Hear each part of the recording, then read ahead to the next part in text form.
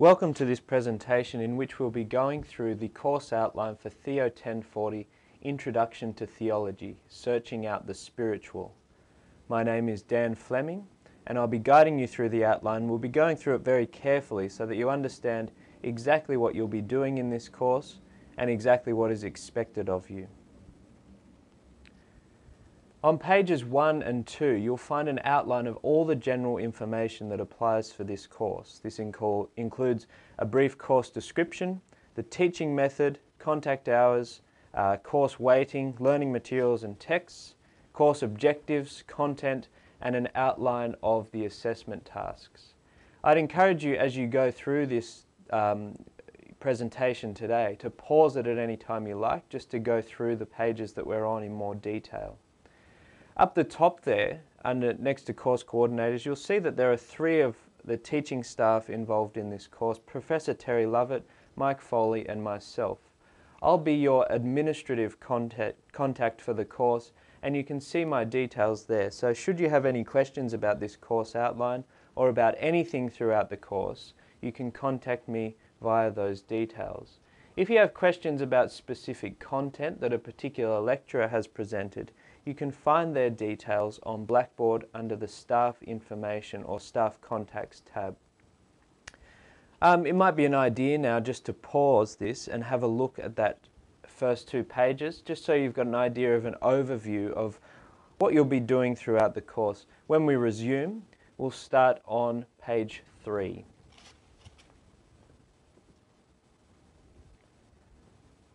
So on pages 3 to 8, you'll find a weekly study guide, which is best to think of as the map that will guide your way through this course. The weekly study guide includes the date on which every week begins, and it also includes details about what you'll need to do in terms of content and assessment for that week. So if the week begins we look at week 1 for example, we see that the week begins on Monday, the 27th of the 2nd. And what the weekly study guide does then is tell you exactly what reading you need to do in the first place. So obviously you need to read this course outline. You also need to read the course study guide for week 1, which is available in Blackboard. And this will be the same for almost every week except for week 11.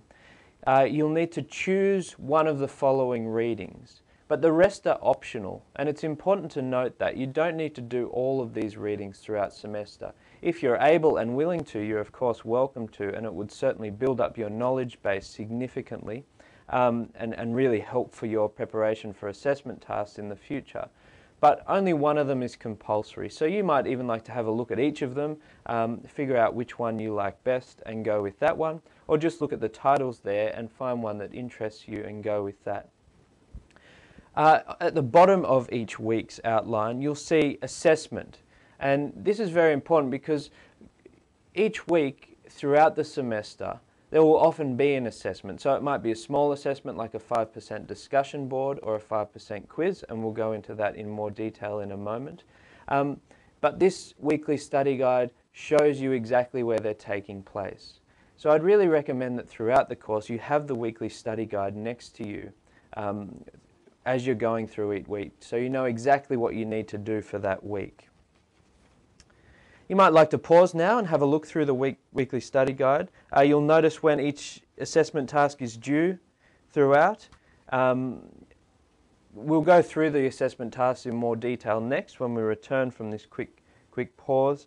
Just note that in week 11, the readings are slightly different. You still do the course study guide for week 11, and then we give you the opportunity to choose any chapter from Philip Kennedy's book there, which focuses on different theologians throughout the 20th century. So that's the only exception to the rule there. The rest of them follow the same pattern throughout, where you choose one of 3 different readings. Okay, so you might like to pause now. When we return, we'll continue from page 9. Okay, starting on page 9 there, you'll see that this is the beginning of the assessment section of the course outline. Up the top of page 9, you'll see a brief bit of information about graduate attributes. Graduate attributes are certain qualities of a student that the university expects that those who are studying a particular program or within a particular discipline will come out with at the end. So they're the kind of things that we'd be looking for in the people who graduate from these programs and these courses.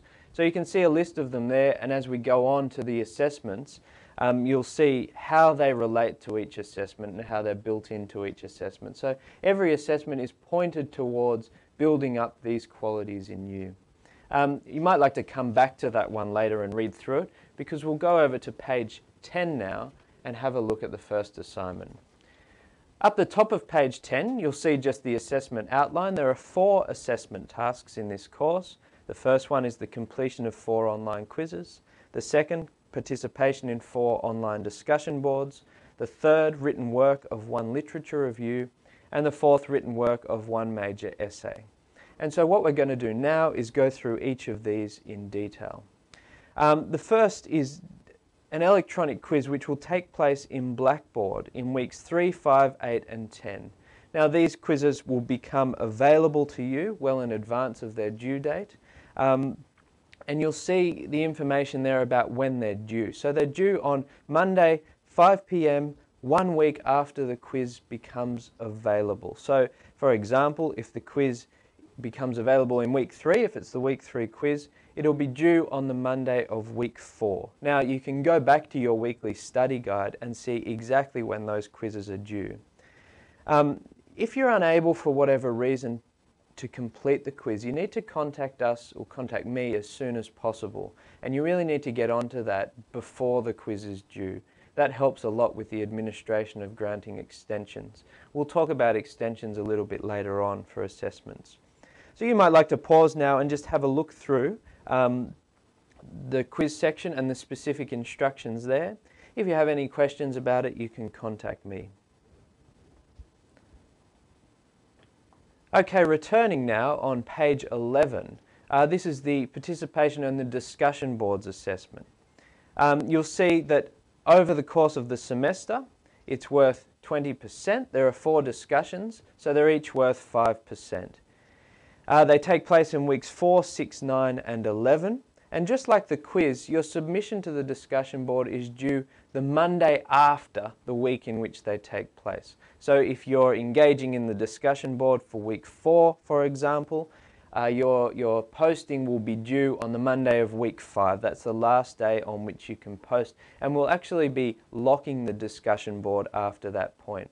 So it's really imperative that you get onto that as soon as possible and you do your posting before that time. Again, if there are some circumstances which make it impossible for you to do so, you need to contact me about that. If you want to have a look at that page 11 in just a moment, we'll flick over because on the next page there's something which you may or may not have seen before, and that is a marking rubric. Now when you first look at the marking rubric, I'm just catching up here with the PowerPoint. When you first look at the marking rubric, it can seem quite an intimidating kind of thing to look at. But have a look at it carefully because it's not intimidating at all. What it's designed to do is show you exactly what we'll be looking for in your discussion postings. And we'll be using marking rubrics for the discussion postings, for the literature review and for the major essay.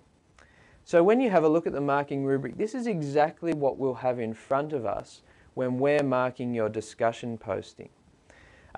What I'd encourage you to do, you'll note that it's broken up into 3 sections there going horizontally: highly competent, competent and not yet competent. And you'll see something similar when we come to the other tasks.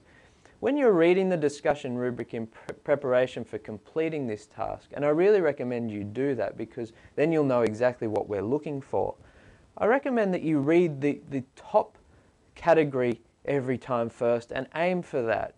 You might not always be able to achieve that, but it's important that you aim for it, because if you only just aim for the lowest one or the middle one, then you're not setting the bar high enough for you to achieve better than you might be able to. So have a look at that one and really aim for that one every time. You'll see that vertically now, it's broken up into 2 sections. One section is worth 3 marks and we'll be marking you on the content of your discussion postings. And the other section is worth 2 marks, and that's regarding your style, participation, engagement with other students and word limit.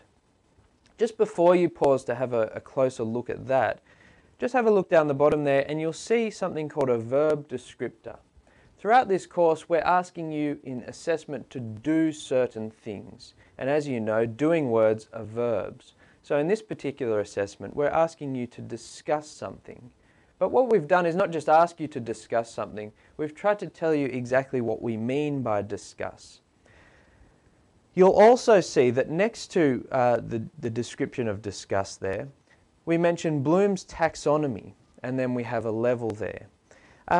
You don't need to know what Bloom's taxonomy is to complete this assessment task well, but just so that you know why it's there, Bloom's taxonomy is a tool for educators to try and develop student learning from basic level thinking, things like remembering, up to higher order thinking, so things like being able to create, being able to critique, being able to apply certain concepts to concrete situations. So what we try and do in each assessment task is give you the opportunity to begin with those basic level skills, and you'll see this more in the next assessment task, and move up the scale towards those higher order things.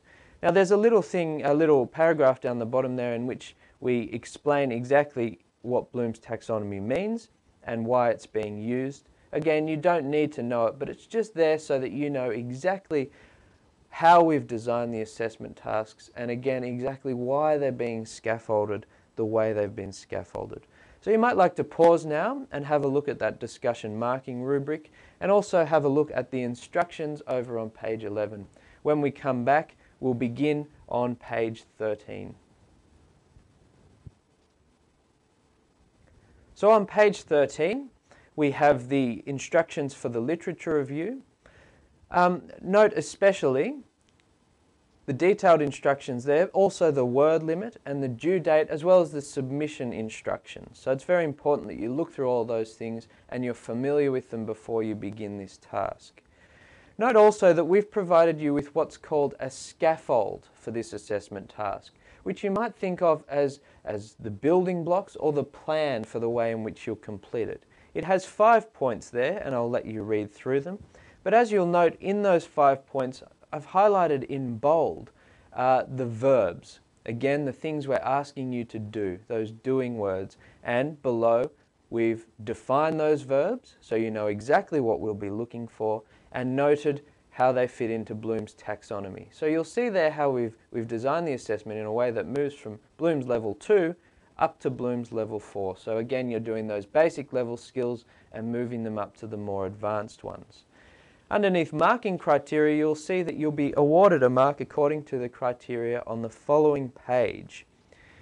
And again, just like with the discussion board task, it's important that you familiarize yourself with these criteria as part of your preparation. It's important for you to know exactly what we're looking for.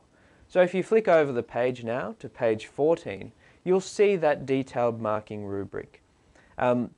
I'll let you read through it, but again, I'd encourage you to look at the highest one there.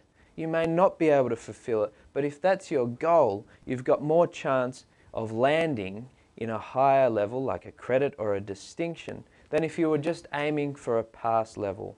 Okay, so have a look through that now. It's set out, it's a bit bigger as you can see, but it's set out in exactly the same way as the discussion board rubric you looked at earlier. Have a look at that now, have a read through what's being expected of you there, and a read through the detailed instructions on page 13. And when we return, we'll come back on page 15.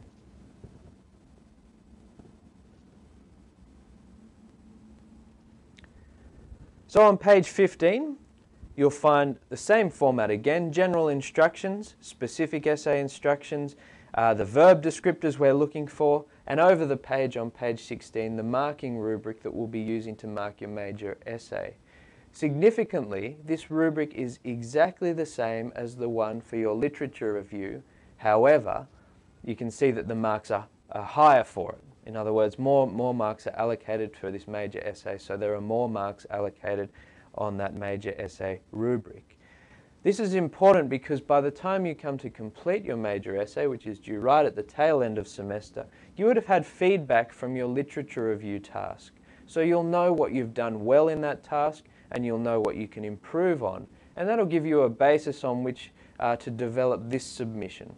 So hopefully you'll be able to improve on what you submitted in that first assessment task. Note carefully the instructions there, and also note that we've provided a scaffold again for this task. It's a fairly open task. It invites you to choose one of the weeks from semester, perhaps the one that interests you most, and develop an understanding of the theology that was developed there. Look at 2 specific figures from that time and evaluate whether or not the way in which theology was done in that time is relevant today or to a specific context. And you can read there what is meant by a specific context. Because this essay isn't due until the end of semester, we'll leave it there for now, but rest assured that as it comes nearer, we'll spend a significant portion of time going through exactly what we'll be expecting of you and giving you the opportunity to discuss things with us in planning and preparation for that. So when you read that now, it might seem very daunting, but as you go through semester, it'll become clearer to you which week you are most interested in, which historical period, and what you might like to choose for your major essay. And we'll also have the opportunity to go through this in more detail.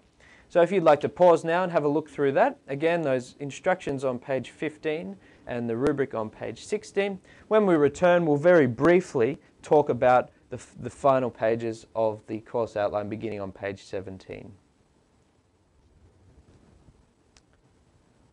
So beginning on page 17 now, we have just important university information that's included in all course outlines.